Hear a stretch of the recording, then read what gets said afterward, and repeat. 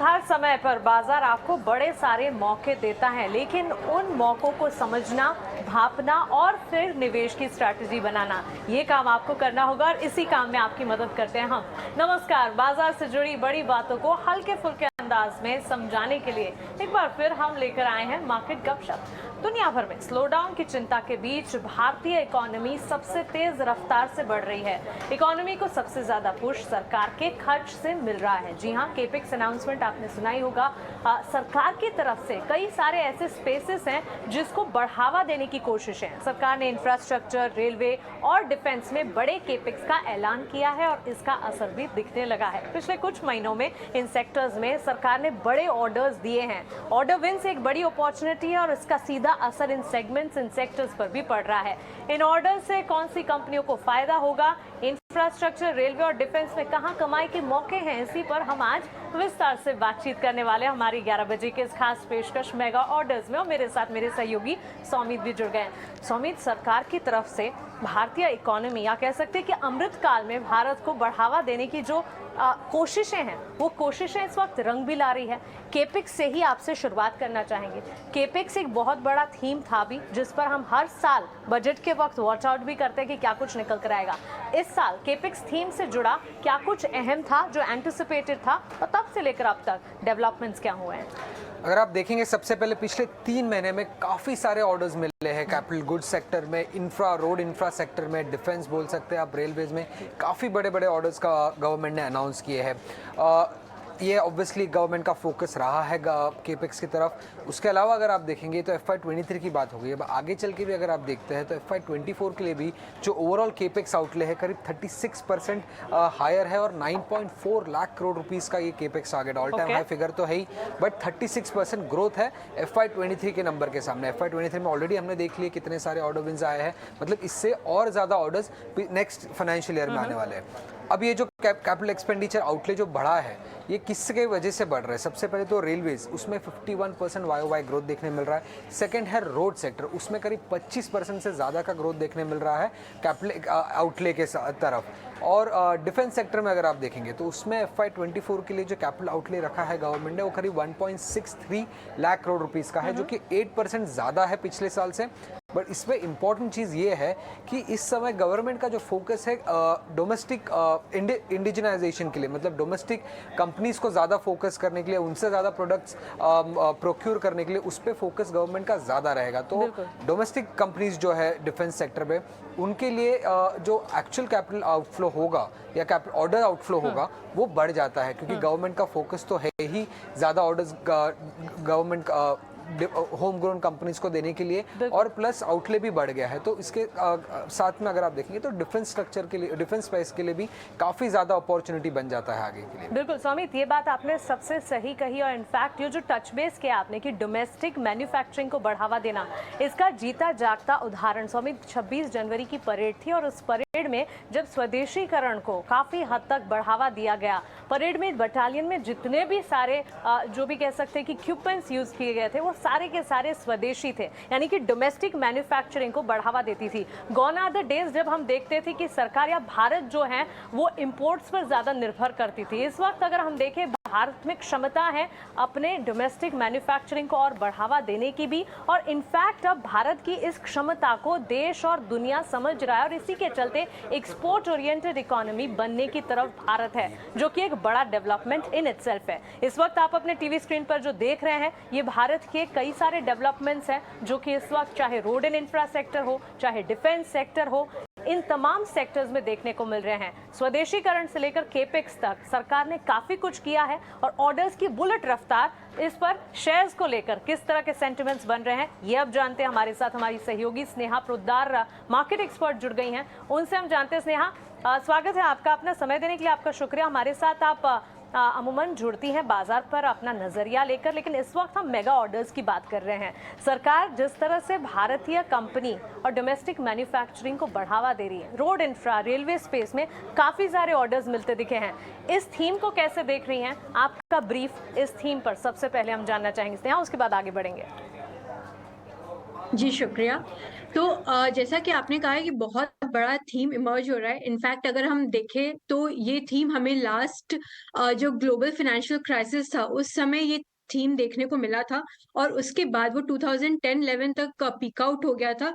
और ये थीम अब 10 साल बाद ये थीम वापस इमर्ज हो रहा है एक बहुत बिग वे में, एंड ये बहुत बड़ी अपॉर्चुनिटी थ्रो करता है for next at least 4 to 5 years। कम से कम 4 to 5 years तो कहना, अदरवाइज हम लंबी अवधि की भी बात करें तो 10 साल के लिए थीम बहुत बड़ी थीम है, क्योंकि गवर्नमेंट बहुत डिटरमिन्ड है इस बार इंडिया का स्टैंड पॉइंट इम्प्रूव करने के लिए। तो इंडिया को एक अगर ग्लोबल मैप पे लेके जाना है, मैन्युफैक्चरिंग हब बनाना है, तो उसके लिए काफी कुछ रूल्स रेगुलेशंस चेंज करने की रिक्वायरमेंट थी, जो कि गवर्नमेंट ने की है। और गवर्नमेंट हर एक स्टेप कर रही है, हर एक कोशिश ले रही है जिससे कि वो मैन्युफैक्चरिंग को पुश कर सके।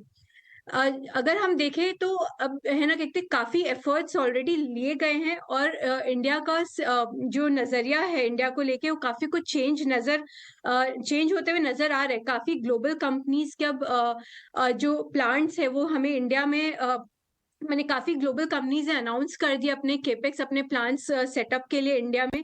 तो जो चाइना +1 है, यूरोप +1 है, वो थीम का इंडिया भरपूर फायदा उठाने के लिए रेडी है। तो गवर्नमेंट का यही है कि इंडिया को हमें लोकलाइजेशन पे पुश करना है। लोकलाइजेशन के थ्रू हमें अपना मैन्युफैक्चरिंग बेस इतना स्ट्रांग करना है कि हम आगे जाके खुद तो सेल्फ सफिशिएंट हो जाए, साथ ही साथ हम एक्सपोर्ट को भी टारगेट कर सके। तो ये दो थीम को टारगेट करते हुए गवर्नमेंट काफी कुछ बेनिफिट्स, काफी कुछ इंसेंटिव्स दे रही कॉर्पोरेट्स को, जी ताकि है ना केपेक्स को पुश किया जा सके। बिल्कुल। चलिए अब इसे और ज़्यादा आसान बना देते हैं। जहां मेगा ऑर्डर्स की हम बात कर रहे हैं, अभी अभी आपके टीवी स्क्रीन पर आपने रोड एंड इंफ्रा के कुछ फ्लैशेस देखे थे। रोड एंड इंफ्रा डेवलपमेंट कितना हुआ है? सौमित, घूमने फिरने की तो शौकीन हम सब होते हैं। अभी ताज़ा इनफैक्ट मैं उत्तर भारत में ट्रैवल कर रही थी, और जिस तरह से रोड एंड इंफ्रा डेवलपमेंट मैंने देखा है, काबिल तारीफ है। जो 10 साल पहले सिचुएशन दिख रही थी वहाँ से लेकर अब तक आपके किस तरह के यहाँ पर एक्सपीरियंसेस रहे हैं? आप भी तो घूमते होंगे। रोड्स तो ऑब्वियसली इंडिया में काफ़ी हाई पेस पे डेवलप हुए जा रहा है। ऑब्वियसली थोड़ा FY22 के पेस से FY23 का रोड डेवलपमेंट पेस कम हुआ है, बट ऑर्डर पेस में कोई कमी देखने को नहीं मिल रही। जैसे कि आप देख सकते हैं कंपनीज GR इंफ्रा में 17,000 करोड़ के ऑर्डर्स आए। उसी के साथ और भी काफ़ी सारे रोड इंफ्रा कंपनीज, NCC बोल लीजिए, दिलीप बिल्डकॉन बोल लीजिए, सारे कंपनीज में काफ़ी सारे ऑर्डर इन्फ्लोज देखने को मिले। अब NHAI का अगर आप टारगेट देखेंगे तो वो करीब 43,000 किलोमीटर्स बनाने का टारगेट है। उसमें से 20,000 करोड़ को रीडेवलप करने का है, और बाकी का जो है वो नए रोड्स वो डेवलप करना चाहती है FY24 को लेके। और सबसे इंपॉर्टेंट चीज़ जो यहाँ पे ध्यान में रखना होगा रोड इंफ्रा को लेके, वो ये है कि NHAI की जो बैलेंस शीट है वो इंप्रूव हुई है। डेट टू इक्विटी जो है उनका वो 1.2 टाइम्स से कम होकर 0.7 टाइम्स हुआ है। अभी जब डेट टू इक्विटी कम हो जाता है NHAI का, तो उनका ऑर्डर देने की कैपेसिटी और अच्छे से बढ़ जाती है। प्लस टोल्स के रेट्स बढ़ रहे हैं करीब 18%। अभी हमने रिसेंटली सुना था मुंबई पुणे एक्सप्रेसवे का बढ़ चुका है, तो इससे भी उनको ज़्यादा कैश इनफ्लो आ सकता है, जिसके वजह से वो और रोड ऑर्डर्स पास ऑन कर सकते हैं इन कंपनीज को, जिनकी वजह से उनका ऑर्डर इनफ्लो हो रहा है, उनका बैलेंस शीट इंप्रूव हो रहा है, और उनकी ऑर्डर सर्विसिंग कैपेबिलिटी भी इंप्रूव हो रही है। तो इस वजह से जो रोड इंफ्रा कंपनीज है स्पेसिफिकली उनको इसका बेनिफिट हो सकता है। और जैसे कि हम नाम में देख रहे हैं GR infra, Dilip Buildcon, NCC जैसे रोड स्पेसिफिक कंपनीज जो है, रोड डेवलप करने वाली कंपनीज, उनको स्पेसिफिकली इसका बेनिफिट देखने को मिलता है। तो क्लियरली इनफैक्ट ये सारे के सारे जो बाजार को काफ़ी डीप डाइव कर ट्रैक करते हैं, IRB, NCC, इन सारे के सारे स्टॉक्स में अमूमन जो खबरें आती होगी वो यही है कि ऑर्डर विन, कंपनी को सरकार से ऑर्डर मिला, कंपनी को सरकार से इस तरह के ऑर्डर्स मिलते हुए दिखे, ये सारे डेवलपमेंटल खबरें ही आती हुई दिखी। और NHAI यानी कि national highway authority of India एक तो लक्ष्य बना रही है रोड डेवलपमेंट को लेकर, और वो रोड डेवलपमेंट को लेकर लक्ष्य बनाने में NHAI के लिए इस वक्त जो बैलेंस शीट है वो काफ़ी ज़्यादा फीजिबल है, जिसके चलते वो ये सारे के सारे लक्ष्य जो हैं उसे बीट कर सकती है। क्षमता यहाँ पर नजर आ रही है। रोड इंफ्रा पर स्नेहा आपसे जानना चाहेंगे, क्लियरली IRB इंफ्रा के लिए भी हमने देखा था, अभी ताज़ा टोल कलेक्शन के जो डेटा आया था 21% की बढ़त यहाँ पर सालाना आधार पर। रोड इंफ्रा सेक्टर को कैसे देख रहे हैं आप, क्योंकि इस सेक्टर का डेवलपमेंट जिस तरह से हुआ है पिछले 10 सालों में, it's one of its kind. जी, डेफ़िनेटली ये बहुत अच्छा अट्रैक्टिव सेगमेंट है। जैसा कि आपने कहा, आपने अभी उत्तर भारत में ट्रैवल किया और रोड्स में एक्चुअल में डेवलपमेंट दिख रहा है। वही मैंने अभी महाराष्ट्र में रिसेंटली काफ़ी रोड ट्रैवल किया और जिस तरह का मैंने चेंजेस देखा, आई वाज़ कंप्लीटली सरप्राइज़्ड कि क्या डेवलपमेंट हो रहा है। तो डेफ़िनेटली गवर्नमेंट काफ़ी कुछ काम कर रही है और आगे जाके दो FY 23 में थोड़ा-सा हमें स्लो डाउन दिखाई दिया इस सेगमेंट में, रोड्स एंड हाइवेज़ में। बट देन वो स्पिल ओवर होके FY 24 में चले गए हैं एंड डेफिनेटली FY 24 का जो ऑर्डर पाइपलाइन है काफी रोबस्ट दिखाई दे रहा है। तो डेफिनेटली अब कंपनीज बेनिफिट करेंगी इनसे। और अभी तक क्या था, FY 23 में हम थोड़ा सा एग्जीक्यूशन में भी प्रॉब्लम देख रहे थे फर्स्ट हाफ में। अब एग्जीक्यूशन फ्रंट पे भी काफी इम्प्रूवमेंट हमें ग्रेजुअली दिखाई दे रहा है। सो होपफुली FY 24 में एग्जीक्यूशन भी स्ट्रांग रहेगा as well as order inflows भी स्ट्रांग रहना चाहिए। तो जिसके चलते वो रेवेन्यू में आपके रेवेन्यू में रिफ्लेक्ट करेगा और कंपनी की अर्निंग्स अच्छी रहनी चाहिए फॉर नेक्स्ट फ्यू इयर्स। और अगर हम मार्जिन्स की भी बात करें तो रॉ मटेरियल प्राइसेस भी काफी कम हो गए हैं, सप्लाई चेन इश्यूज भी काफी रिजॉल्व हो गई है। तो डेफिनेटली अपटिक भी हमें मार्जिन्स में दिखाई देना चाहिए। तो ओवरऑल आउटलुक FY 24 के लिए काफी रोबस्ट है। एक और चीज़ मैं रोड इंफ्रा में हाईलाइट करना चाहूँगा कि अभी हम इलेक्शन पीरियड में जा रहे हैं और उसके पहले हमने पास्ट ट्रेंड्स में भी देखा है काफ़ी ज़्यादा ऑर्डर इनफ्लोज आ जाती है। तो इस कारण भी आप रोड इंफ्रा का सेक्टर को फोकस में रख सकते हैं क्योंकि ज़्यादा ऑर्डर इनफ्लोज आने की एक्सपेक्टेशन है। एब्सोल्युटली, तो इन्फ्लोज आने की एक्सपेक्टेशन है, इसके चलते इस सेक्टर पर खास तौर से फोकस होना चाहिए। लेकिन जहां रोड इंफ्रा की हम बात कर रहे हैं, रेल इंफ्रा पर भी सौमित सबसे ज़्यादा यहाँ पर इस वक्त सीरियसनेस है। सिर्फ रेल इंफ्रा को डेवलप करने में ही नहीं, जो मौजूदा रेल इंफ्रा है उसे रेनोवेट करने में भी। अब अगर आप देखें वंदे भारत से अगर ट्रैवल किया हो आपने, जिस तरह की डेवलपमेंट वहां पर दिखी है उतना ही नहीं, लेकिन मौजूदा जो मेल ट्रेन है, मौजूदा जो वंदे भारत के अलावा भी जो नए कोचेस हैं उसको भी डेवलप करने के लिए प्लान्स इस हद तक डेवलप किया गया है। चाहे फिर वो let's say for that matter किसी लोकल ट्रेन की हम बात करें या फिर किसी मेल ट्रेन की, स्लीपर कोच से लेकर AC कोच तक डेवलपमेंट दिखाई देता है। अब रिसेंटली अभी न्यूज़ भी आई थी BHEL और टीटागढ़ वैगन को करीब 80 ट्रेन कोचेस को डेवलप करने की और नए कोचेस बनाने की ऑर्डर मिली थी। उसके पहले 120 का ऑर्डर मिला था RVNL और एक रशियन JV को। तो टोटल 200 वंदे भारत नए ट्रेन की ऑर्डर अब तक जा चुकी है। बट इसके अलावा ऐसा इंडिकेशन आ रहा है कि करीब 1000 और वंदे भारत ट्रेन की ऑर्डर्स अगले कुछ सालों में गवर्नमेंट देने वाली। तो ये कितना बड़ा ऑर्डर हो सकता है आप सोचिए। सिर्फ 80 ट्रेन का साइज जो था ऑर्डर का वो 9600 था, प्लस उस पर 35 ईयर्स का मेंटेनेंस का भी ऑर्डर था 13,500 करोड़ का। तो जब 1000 को बनाने का खर्च 120 करोड़ का था, तो अगर 1000 ट्रेन के ऑर्डर आएंगे तो कितना लाखों करोड़ों का ये ऑर्डर हो सकता है, कोई सोच ही सकता है। और इसके लिए कंपनीज कौन से है, जैसे टीटागढ़ वैगन है, BHEL है, सीमेंस है, इन सभी कंपनीज को इन ट्रेन मेकिंग्स के ऑर्डर मिल सकते हैं। उसके साथ अगर आप देखेंगे तो ये वंदे भारत की बात हो गई।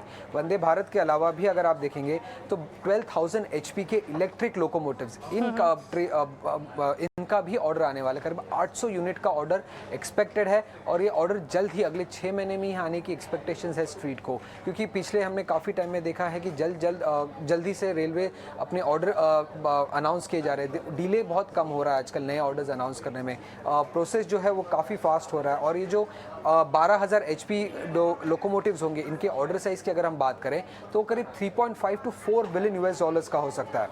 तो काफ़ी बड़ा ऑर्डर ये है। प्लस वंदे भारत ट्रेन के ऑर्डर्स है जो भी करीब $4 बिलियन के आसपास हो सकते हैं। तो काफ़ी बड़े ऑर्डर्स, करीब 8 बिलियन के ऑर्डर्स अगर आप देखेंगे लोकोमोटिव्स और वंदे भारत को पकड़ के, तो इतना रेलवे में एटलीस्ट नियर टर्म में एक्सपेक्टेशंस है नए ऑर्डर्स आने के।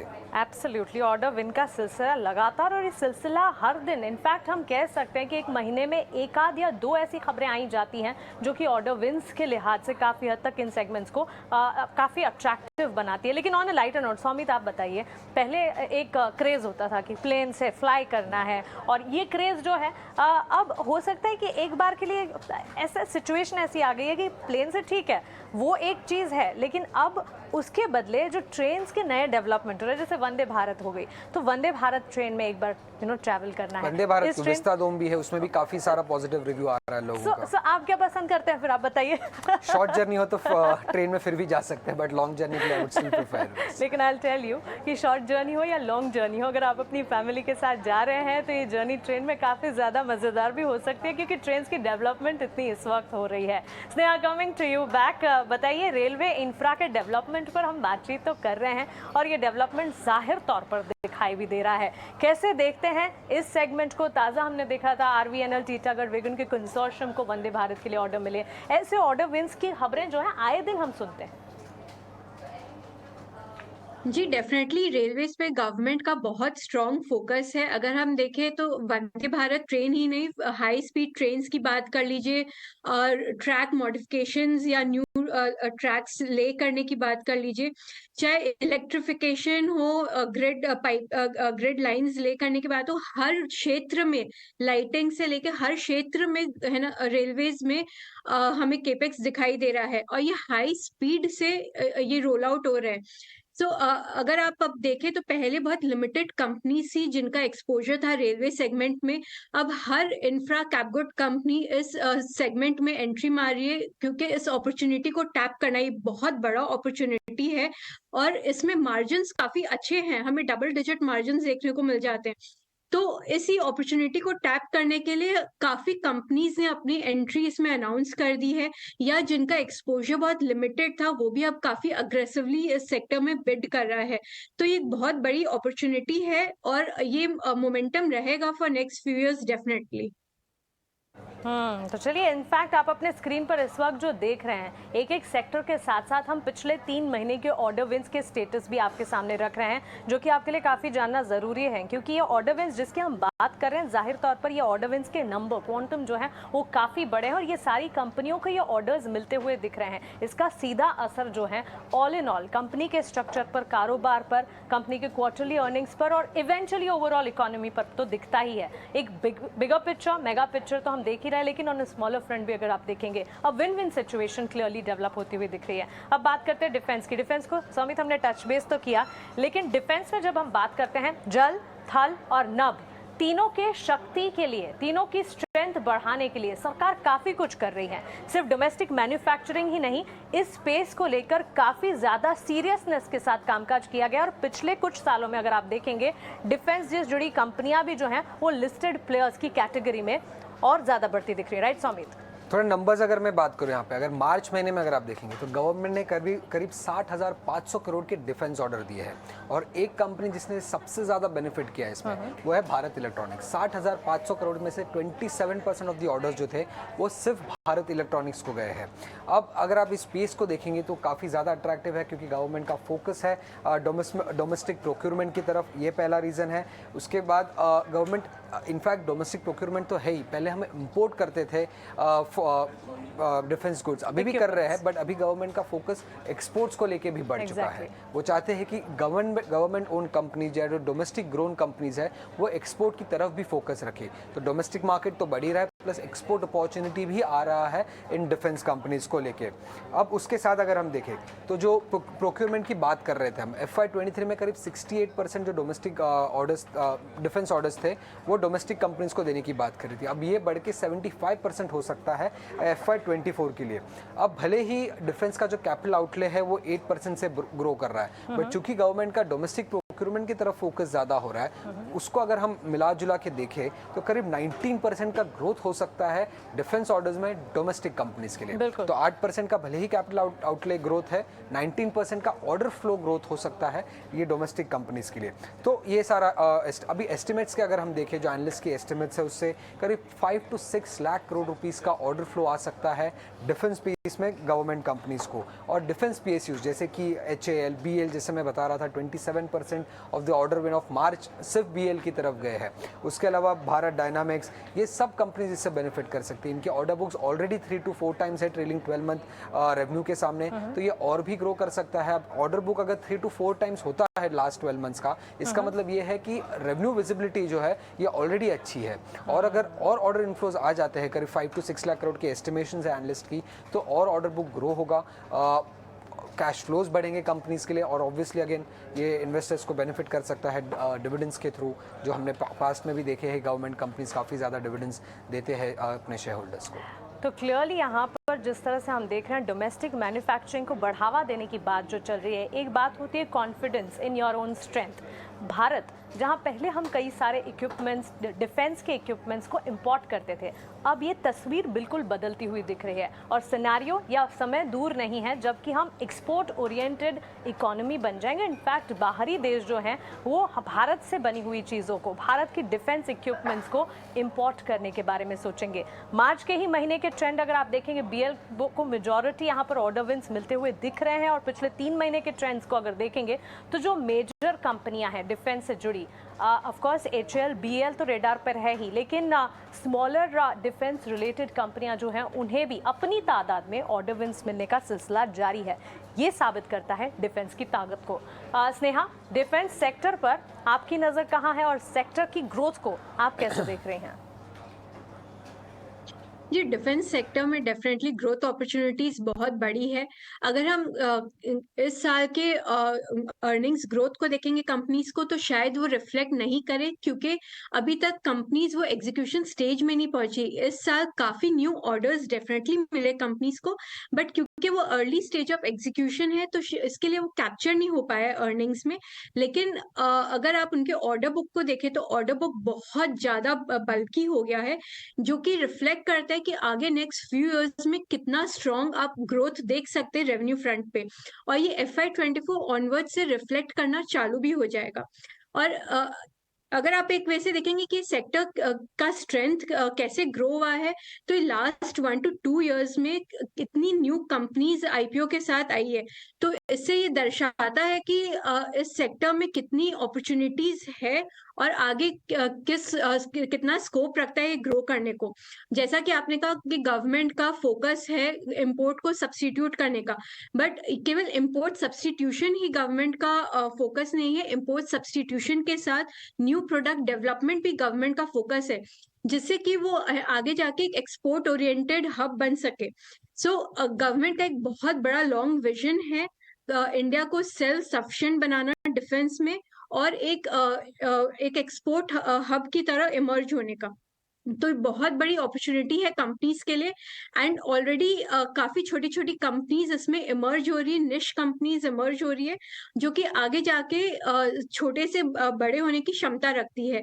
तो डेफिनेटली इस सेक्टर को अगर हम लॉन्ग टर्म के नजरिए से देखें तो बहुत काफी ग्रोथ अपॉर्चुनिटीज है इसमें। वैल्यूएशंस भी काफी अट्रैक्टिव है। अभी वैल्यूएशंस हमें थोड़े से एक्सपेंसिव दिखते हैं अगर हम TTM बेसिस पे देखते हैं, बट अगर आप एक्चुअल में इनके जो ऑर्डर बुक को देख के अगर आप फ्यूचर प्रोजेक्शन करो तो डेफिनेटली इनके वैल्यूएशंस काफी अट्रैक्टिव दिखेंगे। सो इसमें निवेश लंबी अवधि से डेफिनेटली बनता है। लंबी अवधि से निवेश बिल्कुल बनता है। स्नेहा, वापस आपके पास आऊंगी क्विकली इन तमाम सेगमेंट से जुड़े आपके टॉप पिक्स जानने के लिए, रेलवे, रोड, डिफेंस और कैपिटल गुड्स। लेकिन इस बीच जहां हम सारी की सारी पॉजिटिव्स की बात कर रहे हैं, Saumit, it's always good to do the स्वॉट एनालिसिस, और अगर कोई रिस्क फैक्टर्स भी यहाँ पर अगर बन रहे हैं, वैल्यूएशंस के लिहाज से पिक्चर कैसी दिख रही है वो आप बताइए। वैल्यूएशन तो जैसे स्नेहा ने भी बताया कि थोड़ा बहुत एक्सपेंसिव लग रहा है। अगर ट्रेलिंग 12 मंथ बेसिस पे अगर हम देखते हैं तो वैल्यूएशंस अपने एवरेजेस से काफ़ी ऊपर है सारे कंपनीज के लिए, क्योंकि अच्छा खासा रनअप हमें देखने मिला है। इनफैक्ट अगर आप देखेंगे तो FY23 में कैपिटल गुड्स ही ऐसा स्पेस है जिसमें सबसे ज़्यादा FI इनफ्लोज आया, करीब $3.1 बिलियन का FI इनफ्लोज FY23 में देखने मिला है। बट वैल्यूएशन एक रिस्क है अभी इन्वेस्टर्स के लिए। उसके अलावा अगर आप देखें तो कॉम्पिटिटिव इंटेंसिटी भी काफ़ी बढ़ रहा है इस स्पेस में। फॉर एग्जाम्पल अगर मैं दूँ तो रेलवेज़ में अगर हम बात कर ले, जो अभी रिसेंट ऑर्डर विन था टीटागढ़ के लिए, उन्होंने पहले बिड डाला था 140 करोड़ रुपीस पर ट्रेन का, बट उन्हें ये कम करना पड़ा 120 करोड़ रुपीस पे, क्योंकि L1 बिडर जो था उसने 120 का दिया था। इसलिए L2 बिडर जो टीटागढ़ वैगन और BHEL थे, उन्हें भी अपना ऑर्डर जो वैल्यू था उसे कम करना पड़ा। तो कॉम्पिटिटिव इंटेंसिटी काफ़ी बढ़ रहा है इस स्पेस में। उसी के साथ अगर थोड़े बहुत टाइम डिलेज या कॉस्ट डिलेज हो जाते हैं इंफ्रा प्रोजेक्ट्स में, जो कि एक जनरल रिस्क रहता ही हमेशा कोई भी इंफ्रा या कैपिटल गुड स्पेस में, तो वो एक रिस्क बन जाता है इन कंपनीज के लिए। और हाई इंटरेस्ट रेट, अभी भले ही RBI ने एक पॉज लिया है इंटरेस्ट रेट पे, बट पिछले काफ़ी 6 महीने में हमने देखा है कि इंटरेस्ट रेट कंसिस्टेंटली बढ़ाया गया है। तो ये एक बड़ा रिस्क होता है, क्योंकि कॉस्ट ऑफ फंडिंग जो होती है वो बढ़ जाती है इन कंपनीज के लिए, जिसकी वजह से सारा जो मार्जिन या उनका जो सारा कैलकुलेशन इम्पैक्ट है वो बिगड़ सकता है। तो ये थोड़े बहुत रिस्क है इस स्पेस में। एब्सोल्युटली। तो नेक टू नेक कंपटीशन के सिनेरियोज बनते हुए दिखेंगे, क्योंकि काफ़ी हद तक डील विंस के लिए इन कंपनियों को अपने कंपटीशन को बीट करना होगा, और ये एक रिस्क फैक्टर हो सकता है। साथ ही इंटरेस्ट रेट सिनेरियोज, क्योंकि ये सबसे बड़ा सवाल रहा है अक्रॉस द ग्लोब, चाहे किसी भी सिचुएशन में हो। इंटरेस्ट रेट में इस वक्त अगर पॉज दिख रहा है, लेकिन आने वाले समय में किस तरह के सेंटिमेंट्स होंगे इस पर आपको नजर रखनी चाहिए। Sneha, coming back to you, अब इन चारों सेगमेंट से जुड़े आपके टॉपिक्स हम जानना चाहेंगे। शुरुआत कैपिटल गुड्स से करते हैं। बताइए कैपिटल गुड्स में कौन से स्टॉक्स हैं जो आपको पसंद आते हैं? क्विकली, हमारे पास समय की पाबंदी है। देखिए, कैपिटल गुड्स में हमारा सबसे फेवरेट पिक है एलएनटी, क्योंकि एलएनटी एक काफी वेल डाइवर्सिफाइड कंपनी है। हाईवे से लेके हाइड्रोजन, कार्बन से लेके वाटर, रेलवे, पावर, मैंने हर स्पेस, डिफेंस, हर स्पेस में एलएनटी प्रेजेंट है। तो वो वेल डाइवर्सिफाइड होने से हर क्षेत्र में वो अपॉर्चुनिटी को टैप कर सकता है, और प्लस उसकी जो साइज है उस बैलेंस शीट की, उसको नजर रखते हुए वो बड़े से बड़े ऑर्डर को एग्जीक्यूट करने की क्षमता रखता है। तो एलएनटी एक कैप गुड्स में हमारा फेवरेट पिक रहेगा। अगर हम डिफेंस की बात करें तो डिफेंस में बीएल फॉलोड बाय एचएएल हमारा रिकमेंडेशन रहेगा, क्योंकि रीसेंट ऑर्डर विंस को अगर हम नजर में रखें तो बीएल और एचएएल काफी बेनिफिट किए हैं न्यू ऑर्डर विंस से। तो आगे जाके हमें डेफिनेटली वो उनके अर्निंग्स में रिफ्लेक्ट करते हुए दिखाई देगा। और बीएल की स्पेशली अगर हम बात करें तो डिफेंस में तो उसने काफी न्यू ऑर्डर्स विन किए ही हैं, बट कंपनी एक स्ट्रैटेजिकली ट्राई कर रही है कि वो डिफेंस से नॉन डिफेंस स्पेस में भी थोड़ा अपना एक्सपोजर इंक्रीज करे, ताकि अगर कहीं डिफेंस में आगे आने वाले समय कहीं भी अगर हल्की सी स्लो डाउन दिखाई दे तो जो नॉन डिफेंस स्पेस है वो उसे कंपेंसेट कर दे। तो कंपनी अपने आप को काफी एक वेल बैलेंस्ड पोर्टफोलियो बनाने में लगी हुई है, जिससे कि वो काफी रेजिलिएंट रहेगी ओवर द इयर्स। तो बीएल फॉलोड बाय एचएएल हमारा पिक रहेगा डिफेंस में। अगर हम इंफ्रा की बात करें तो इंफ्रा में एचजी इंफ्रा हमारा one of the top picks रहेगा, क्योंकि एचजी इंफ्रा की अगर हम बात करें तो अगर आप देखें तो वो गंगा एक्सप्रेसवे का उसे बहुत बड़ा एक ऑर्डर मिला है, जो कि काफी फास्ट पेस पे एग्जीक्यूशन चालू है उस प्रोजेक्ट में। एंड कंपनी बात करी कि उसे वो अर्ली एग्जीक्यूशन करके वो 24 मंथ्स में ही कंप्लीट कर देगी, कंपेयर टू 27-28 मंथ्स जो कि टाइमलाइन है।